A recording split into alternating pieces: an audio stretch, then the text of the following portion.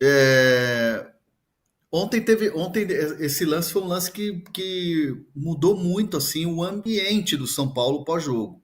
Foi uma vitória difícil, né? Uma vitória onde o São Paulo passou por situações em que o Grêmio parecia que ia empatar, e aí já estava caminhando para o final do jogo, e aí teve esse lance aí que o Alisson tenta cortar uma bola, e é um lance muito parecido. Estava falando com uma pessoa da comissão técnica que me disse que é um lance muito parecido, e de fato eu busquei o lance com a lesão do Arboleda antes da Copa de 22, quando ele joga um clássico contra o Palmeiras e também tenta tirar uma bola, e foi desse lado do campo também. E aí ele tem aquela lesão que quase, praticamente tira ele da Copa, né? Que ele fez todo um tratamento ali, foi para a Copa, mas não foi 100%. E o Alisson estava vivendo o melhor momento da carreira dele, né? Eu pude conversar com o Alisson algumas vezes e ele me dizia que é um momento mágico, falava-se muito em seleção brasileira, ele vivia essa expectativa e tudo mais. O Alisson, motor do time, né? Alisson e Pablo Maia, que também se lesionou, né? Então a dupla de volantes aí do São Paulo, o São Paulo perde um pilar do time, perde a base do time do meio-campo, né? E aí ontem ele foi a Maca, vendo a imagem, ela já faz a curva por trás do gol. Ele não vai nem para o vestiário, né? Normalmente alguém ajuda ali, um massagista, o roupeiro ajuda para descer a escada. No caso do Alisson, a Maca foi direto para o túnel na saída do ônibus. Ali já tinha um carro esperando e ele foi diretamente para o Albert Einstein, que é um hospital que fica muito próximo ao estádio do Morumbi. E aí ele já fez o exame. No exame, já tinha a suspeita de fratura, só que eles queriam um exame detalhado, fez raio-x e fez ressonância para ver a gravidade da lesão. E ali mesmo já teve a decisão de fazer a cirurgia. A cirurgia foi feita agora de manhã, terminou, foi tudo tranquilo, agora é o tempo de recuperação. Ontem eu falei com uma pessoa que estava ao lado do Alisson no momento, né, que chegou no hospital e que teve a fratura detectada. Me disseram que o Alisson estava bem tranquilo. Claro, obviamente triste, chateado, decepcionado, mas estava tranquilo em relação à cirurgia, mesmo vivendo o melhor momento. Né? Digo isso porque tem muito jogador que sente, que às vezes larga, não faz o tratamento, é muito difícil mesmo. Ainda mais quando o jogador está vivendo o auge da carreira. Então, assim, o Alisson, ele vai agora começar todo esse tratamento. O tempo de recuperação é um tempo assim, vai muito de cada atleta, vai muito do ânimo do atleta, da vontade do atleta. Tem jogador que demora um pouco mais para assimilar tudo que está acontecendo. Então, o tempo de recuperação ele pode chegar até 10 meses. Né? Tem gente dentro do São Paulo otimista que fala que em 6 meses ele está de volta, mas é esse prazo de 6 a 10 meses para o tempo de recuperação, ou seja, a temporada do Alisson acabou.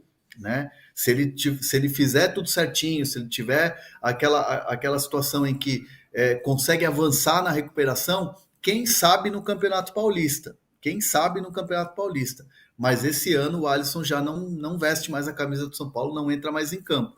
E aí perde muito o São Paulo, que vai agora no mercado tentar acelerar a vinda do Thiago Mendes ou de outro jogador, porque o Zubeldia já cobrou, inclusive cobrou até num tom assim, um pouco mais forte, né? Porque ele falou: olha, o Pablo Maia já tinha se machucado, não é reposição, precisa de jogador para agora. E isso ele cobrou a diretoria publicamente. E agora a PVC tem como reverter? Sem Alisson, precisa muito de reforços? Como é que está a situação de São Paulo? Não, vai ter que contratar. Vai ter que contratar. Agora, você tem um primeiro momento que vai acontecer no final de semana, né? Vai ser o Luiz Gustavo volta de suspensão e joga Luiz Gustavo e Bobadilha, ou uma alternativa que ele vai ter que buscar. Foi surpreendente ontem, não sei se o Hernan presenciou a coletiva, mas assim, o que eu entendi foi que ele falou que estava tentando preparar o Wellington Rato para improvisá-lo na função. Cara, eu acho que pode ser uma sacada, mas eu não enxergo isso. Pode ser uma sacada porque, assim, pode ser uma sacada porque ele está pensando numa emergência. Mas vamos pensar uma coisa. Eu não enxergo isso, tá? Não enxergo. Estou dizendo que pode ser uma sacada por quê? Porque se ele está enxergando algo que ninguém está enxergando e fizer dar certo, pô, parabéns para ele, para o Zubeldia. Mas eu acho muito difícil. Eu acho diferente, inclusive, do Alisson, porque o Alisson era ponta, como o Wellington Rato é ponta. Mas o Alisson era um ponta que já fazia... O Wellington Rato é um ponta que faz o meio. Tá bom, entendi.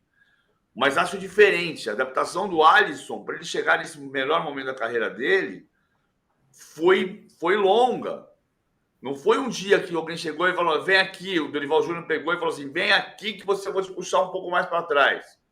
Ele já vinha no movimento de ser um ponta meia, um meia, para voltar a ser segundo volante.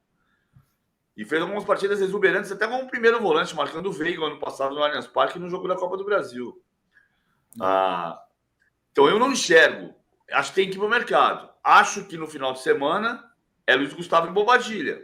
Mas o próprio Zubeldia disse que o Bobadilla precisa de muito mais rodagem para ser esse volante que marca e constrói, que é o Alisson. A questão toda do Rato é a mobilidade. O Rato não tem a mobilidade que o Alisson tem e que o Pablo Maia também tem, né? E aí você pega, poxa, mas o São Paulo fez um investimento tão grande no Galopo, o Galopo entrou ontem e foi mal. O Galopo perdeu muita mobilidade, assim, a meu ver, né? Nunca conversei com ele sobre isso, mas depois da lesão que ele teve também grave de joelho no ano passado no Campeonato Paulista, lá no estádio do Palmeiras, no Allianz Parque. Ele ficou a temporada inteira, ele só voltou no outro Paulistão. Para mim, ele perdeu muita mobilidade. E acho que para essa função, tanto do Pablo Maia quanto do Alisson, é uma função que para jogador que tenha muita mobilidade. Tem que ser aquele jogador que marca como volante e ataca como meia. Tanto que o Zubeldia quer muito o Thiago Mendes. O Thiago Mendes é esse jogador. E o Thiago Mendes é esse jogador que já vem pronto. Só que aí tem que convencer os catares lá a liberar o jogador por um valor menor de 7 milhões de euros. Aí entra muito o que vai ser a prioridade hoje, que é o Thiago, junto com seus representantes, para poder convencer os catares lá do Al Rayyan para poder essa negociação sair. Vai ter que forçar uma saída. Porque, caso contrário, São Paulo não vai achar número. São Paulo não tem dinheiro para ir ao mercado e contratar um jogador no nível do Alisson, né, que a gente está falando de seleção brasileira, e no nível do Pablo Maia, que vários clubes da Inglaterra querem. O São Paulo, o que vai... Aliás, já nos bastidores do São Paulo, há um temor de que o São Paulo vai ser prejudicado, né, nas competições que vem aí, Libertadores, Copa do Brasil, por causa dessas duas lesões. É o pilar do time, é a base do time, a base de sustentação do time que o Zubeldia perdeu. É algo que está causando fantasmas e fantasmas dentro do São Paulo. Renan, é importante que você tocou, pelo seguinte, vamos voltar Lembra que a gente falou 2 dias atrás? Os reforços de meio de temporada são para ajustar. Mas no ano passado, um reforço fez muita diferença, que foi o Lucas. Chegaram Lucas e Rames em julho. O Lucas fez muita diferença para ganhar a Copa do Brasil. A entrada do Lucas, cereja do bolo, a estrutura do São Paulo campeão da Copa do Brasil passava pela saída de jogo do Beraldo e pela sustentação de meio campo do Pablo Maia e do Alisson. Hoje o time não tem Beraldo, não tem Pablo Maia e não tem Alisson. Era a sustentação, né? E o Nestor pode até ser adaptado para essa função, inverter mas são 2 canhotos também, o Luiz Gustavo com ele, pode até... Mas o Nestor não tem essa força física. O Nestor achou o jogo dele na ponta esquerda, fazendo o terceiro homem de meio campo. Ele não é esse segundo volante. Ou pelo menos não tem sido marcador, né? Né? Nestor não é marcador. Exatamente. Exato. É uma situação que o São Paulo tem que resolver. Por falar em mercado há pouco, Hernan, você falava assim, ó, bom, São Paulo não tem dinheiro para fazer esse tipo de... São Paulo tá trancadinha. Voltei, tá tudo certo. E cortadinha. Parei de falar. O seguinte, ó, a situação do Wellington no salto do Juan também, Hernan, saída do São Paulo. Ontem a gente trouxe em primeira mão aqui no UOL, o Wellington assinou o pré-contrato com o Southampton. Falei, inclusive, com o Robson Ferreira, que me deu uma entrevista, inclusive, muito rápida, dizendo que o jogador vai ser valorizado, aquela coisa toda, assinou um pré-contrato, mas ele só vai embora em 2025. Não é para agora. O Wellington não. O São Paulo não chegou a um acordo, queria uma compensação financeira, e o que eu vinha dizendo aqui no de primeira, que o São Paulo iria, claro, querer uma compensação grande, não iria facilitar a saída. Então, o Southampton assina o pré-contrato e ele vai em 2025. Ontem o Wellington fez uma partida ok. Até achei que iria ter uma reação da torcida contrária em cima dele, mas não. É um jogador que tá lá vendido. São Paulo tentou 4 vezes fazer proposta de renovação e não teve um acordo. A relação entre o Robson Ferreira, que é o empresário, e a diretoria do São Paulo, o departamento de futebol de São Paulo, não é uma relação boa. A relação com o jogador é boa, sim, porém com o staff não é, e isso acabou dificultando muito. E o São Paulo também está em vias de perder o Juan, mas o Juan é um jogador que já vinha recebendo muitas críticas, né? Um jogador que é criticado de graça, né? Acho até exagerada em certos episódios assim, foram exageradas as críticas. O Juan também está em negociações com o Southampton, só que a ideia do Southampton é emprestá-lo para um clube turco, né? Então seriam 5 anos de contrato, que é o que está se negociando, e aí um empréstimo de uma temporada para ele ganhar rodagem no futebol europeu. Iria para esse clube turco. Então são 2 jogadores que saem de graça do São Paulo, que o São Paulo tenta renovar, mas estão saindo de graça. E aí você me pergunta, como é que internamente isso bate? Não tem muito o que fazer. A diretoria de São Paulo não se vê assim com a faca no pescoço ou aquela coisa de fazer meia-culpa, porque fez muitas tentativas. No caso do Wellington, foram 4 propostas de renovação de contrato com salário alto, com tempo de contrato, com multa maiores, né, no caso, de salário alto. O jogador não aceitou. O jogador já estava com a cabeça em outros mercados. Tanto que se falou do Internacional, mas eu nunca tive essa confirmação, tanto que ele assinou com o Southampton. E o Juan é a mesma coisa. E o Juan, além de tudo, tem a questão das críticas que recebia do torcedor São Paulino. Então era o cara que respirar ares novos. Então, internamente no São Paulo, não há muito o que se lamentar, porque o São Paulo tentou, né? O Rui Costa, que é um dos executivos, que é o executivo do São Paulo, tentou demais, só que teve um insucesso. E você pegar nas redes sociais, também não tem muita lamentação do torcedor de São Paulo. O que tem é preocupação em contratar um lateral. Aí sim é uma pressão em cima da diretoria. E aí, PVC, o Wellington indo para a Inglaterra, o Juan podendo ir também, o que você me disse?